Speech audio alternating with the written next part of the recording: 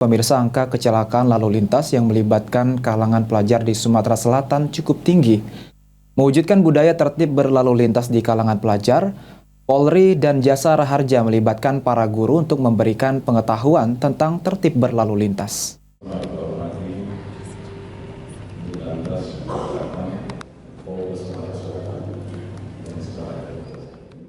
Budaya tertib berlalu lintas di kalangan pelajar Sumatera Selatan masih cukup rendah.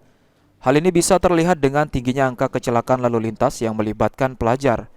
Dari data Jasa Raharja Sumsel, hampir 30% pembayaran asuransi korban kecelakaan lalu lintas di Sumsel melibatkan kalangan pelajar yang menjadi generasi penerus bangsa ke depan.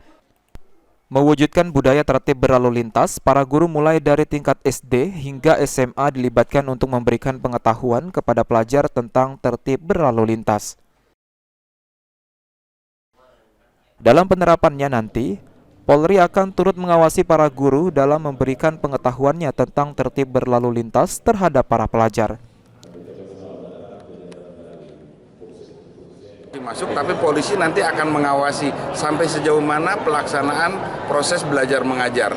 Modul ini sudah termasuk bagaimana cara mengajar kepada siswa, karena ini adalah buku pegangan guru, bukan untuk murid.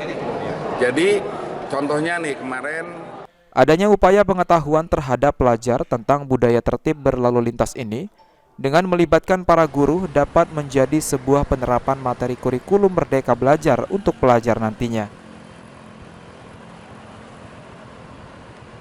Pasti, karena sekarang kurikulum Merdeka itu ada P5 ya. Nah, lewat kanal P5 itu ini bisa maksimal dilaksanakan di sekolah-sekolah. Tidak ada kendala sama sekali soal itu. Dengan penerapan ilmu budaya tertib berlalu lintas di kalangan pelajar, dapat menciptakan sebuah karakter yang bisa diterapkan saat pelajar berkendara nantinya. Firman Hidayat, PAL TV.